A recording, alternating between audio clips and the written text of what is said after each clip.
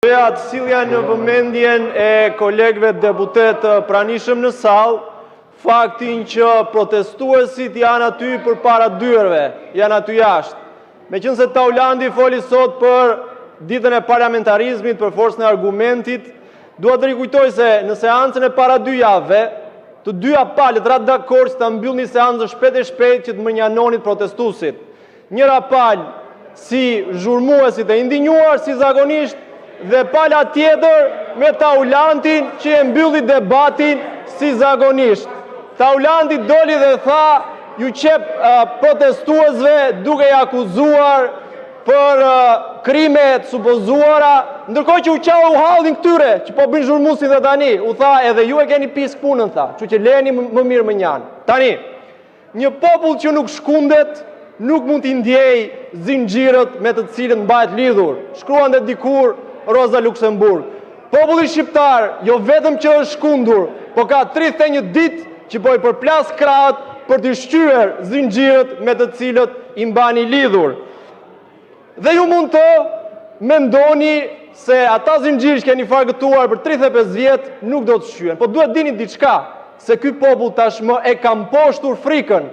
Shqiptarët po këndojnë një zëri poshtë patronazhistët. Ata patronazhistë pa të cilët ju nuk mund të shantazhoni më popullin e thjeshtë. Ndërkohë që shqiptarët këndojnë, patronazhistët janë fshehur skudave si minj. E bashkë me ta keni frikë edhe gjithë ju që vjeni në rresht mbrapa Taulantit, sepse ju e dini që tani që edhe Vučići rangafroni, radhën e ka ky juaji. Ju e dini se është strukur të ai bunkeri Surrelit, njësoj si Hitlerit e bunkeri Berlinit, për para se t'ja hiqte vetes bam. Tani, kryeministrat në mbar botën e qytetëruar dorëhiqen, ndërsa sultanët, prishësit e përndritur si ky juaji, rrëzohen nga pushteti. E kur rrëzohen, rrokullisen të atë pjetë, e marrin me vete edhe ata të cilët janë kacavjerë të çallma e sultanit, të qafa të mjekra e sultanit. Prandaj, të nderuar kolegë, unë nuk do lodhem që nga kjo sallë, sa herë të më jepet mundësia, t'ju bëj thirrje në të mirën tuaj që të jepni dorëheqjen sa s'është ende vonë. Zoti Balla, replik.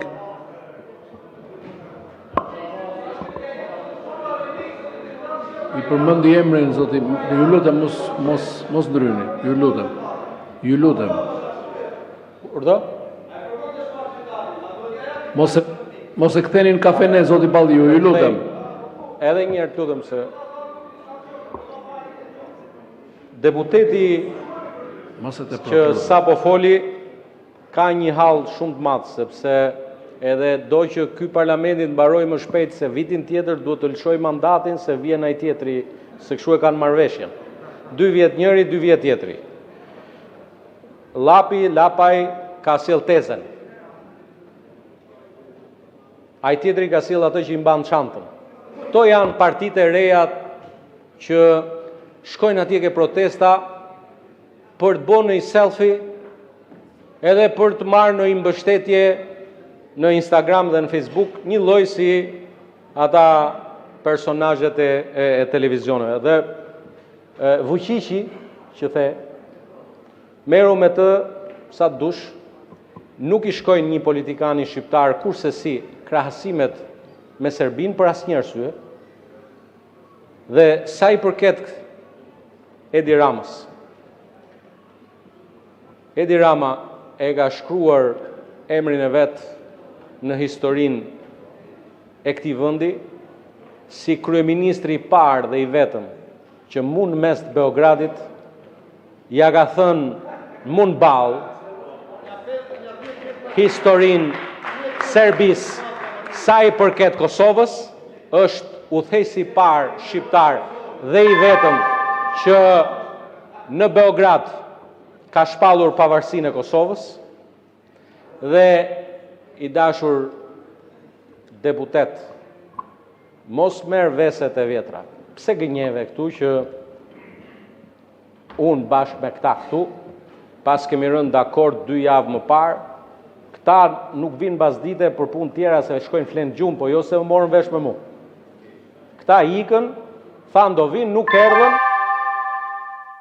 Përfundoni ju lutem. Që pikat e renditës kishin mbaruar me vendim të kuvendit, pra kishin marrë vendim ndërprerjen e diskutimeve, nuk është e vërtet ajo që the, dhe natyrshëm votuam sepse një gjë po ja përsëris. Partisë Socialiste me forcë nuk i merrni dot asgjë. Këtë ta ngulisni mirë mendje. Këta se për ty sa kanë pasi ti unë, faleminderit. Faleminderit, zoti Tritan Shehu e ka fjalën.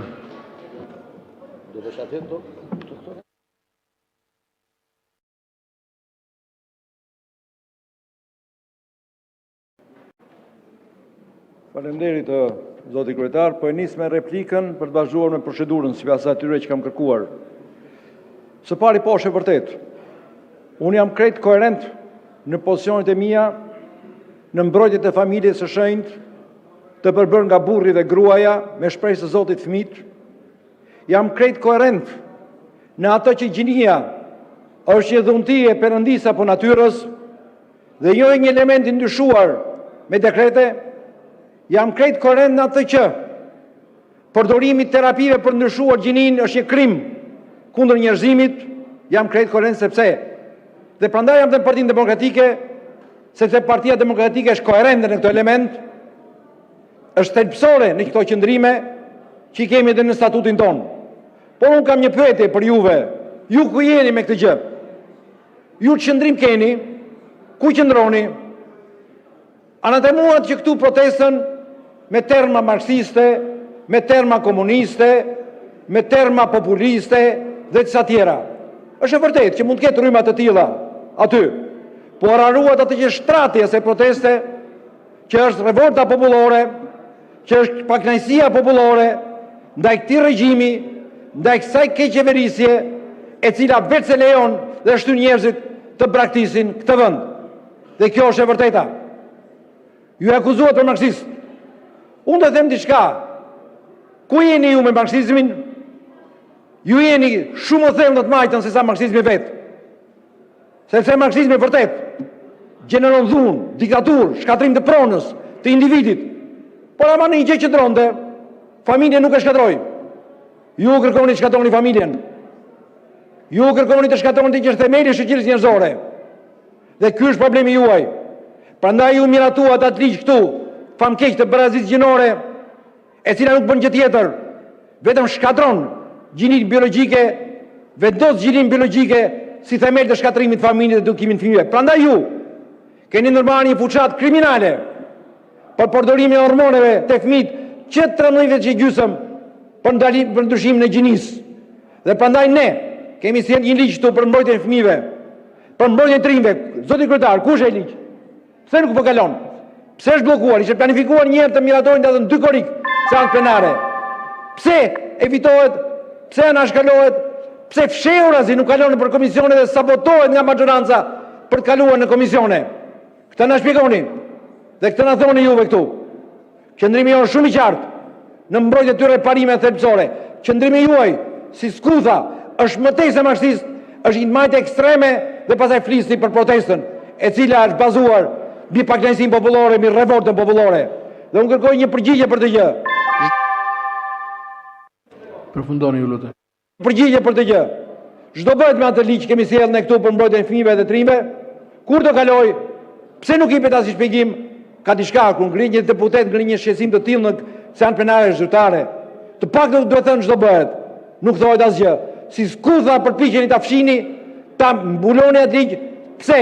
Sepse bindjet tuaja, ideologjia juaj është më e thellë se marksiste, është një majtë ekstreme populiste që shkatron familjen, shkatron fëmin, shkatron të rinj dhe pastaj flisin për atë protestë popullore kundër regjimit, kundër jush që po shpalosën Shqipëri. Faleminderit. Faleminderit, zoti Ardit Bido. Po, procedurë. Faleminderit, zoti kryetar. Në fakt, ndër pikat që kemi sot në rendin e ditës është edhe projekt rezoluta për Institutin e Studimeve të Krimeve dhe të Pasojave të Komunizmit. Një fatkeqësi e kombit shqiptar, që ka krijuar mjaft plagë. Prandaj të dëgjosh sot në parlament që do të citohet komunizmi, do të citohet Rosa Luxemburg, do të citohen marksistët si pat keq, për mua është mungesë respekti edhe ndaj kësaj pike të rendit të ditës. Aq më tepër kur kjo vjen me hipokrizi. Vjen nga një oligark, fëmijë oligarku, i cili na flet sot për të majtën edhe për popullin. Nëse zoti Muçi, që të keni dhe mundësim për replik, dëshiron që të jetë i sinqert, atëherë unë ftoj që 3.3% që familja e tij ka në Arameras, në zonë të mbrojtur, në këtë pikën e rrethuar të kuqe, t'ia fali familjeve në nevojë.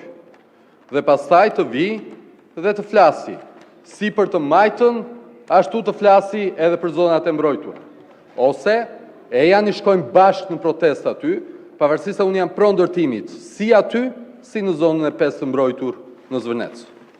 Nëse zoti Muçi është i sinqert dhe na flet për arsimin, këtu në shkollën Koto Hoxhi në Gjirokastër, në obor të shkollës, të kërkojë që godina e familjarëve të tij, që do të jeni trashëgimtar, të shembet dhe të rikthehet shkollës Koto Hoxhi, të kthehet obori shkollës. Ai obor që me leje, s'po i hy si është marrë, se mund të flasim, po nuk më intereson për prindrit tuaj, më intereson që është në oborin e shkollës, është zaptuar obori shkollës për ju që flisni për arsim. Nëse ju do të jeni sinqert dhe do na flisni, atëherë kujdes dhe çfarë shkruani. Sepse zoti Muçi ka shkruar në një tekst të vetin që falëmbështetjes financiare të prindërve të tij, pa të cilën edhe unë do të detyrohesha që ta siguroja jetesën si inxhinier ndërtimi, siç bëjnë qindra kolege e studentë mi. Si një person që kam siguruar jetesën me djersën e ballit, si kamariere, si banakier që 14 vjeç, ta siguroj që nuk është turp ta sigurosh jetën si inxhinier ndërtimi. Turp është ta sigurosh jetën si përdredhës politik, sepse përdalja politike është turp, puna si inxhinier jo.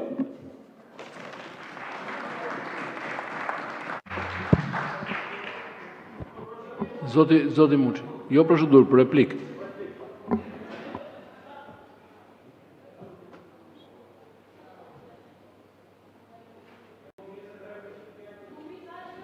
Tani, shoku Bido këtu ishte përgatitur me hardat e kundër zbulimit dhe foli gjatë për lloj gjërash, ndër të to përmendje edhe shkollën Koto Hoxhi. Shkollën në cilën unë kam bërë filloren time, në oborën e cilës kam kaluar fëmirin time me shokët e lagjës, aty afër kam edhe shtëpinë, dhe që e kam shumë për zemër. Tani, Ardit Bido dhe gjithë Bidot e tjerë në këtë sallë, sidomos ta që janë deputet të partisë në pushtet, në qoftë se konstatojnë, e kanë detyrim kushtetues, në qoftë se konstatojnë një shkelje të një obori shkolle, një ndërtim në një zonë të mbrojtur, duhet të vënë në lëvizje organet kompetente për të ndaluar, për të ndërshkuar shkelësit e tyre. Por këta nuk e bëjnë këtë.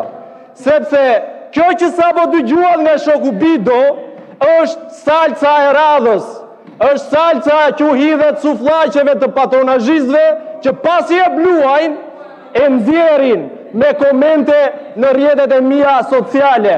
Bido, çoj selam këtij pashajt të vogël, tao paralelipipedit, se unë nga këto salca që gatuani ju natën vonë, nuk dua t'ja di fare. E sa më shumë gatuani ju, aq më shumë të rinje të reja në veriten me ju e me gjithë Bidot në këtë sallë, e aq më shumë dalin aty në shesh për të protestuar. Ju jeni mësuar, se jeni shumë, jeni mësuar, jeni kalitur që njëri tjetrit t'i hidhni balt në gjithë to vite. Dhe tani këtë balt, po ma drejtoni mua nga dy akrat, se ngrit edhe krye gjyshi aty dhe përmendi Aramerasin.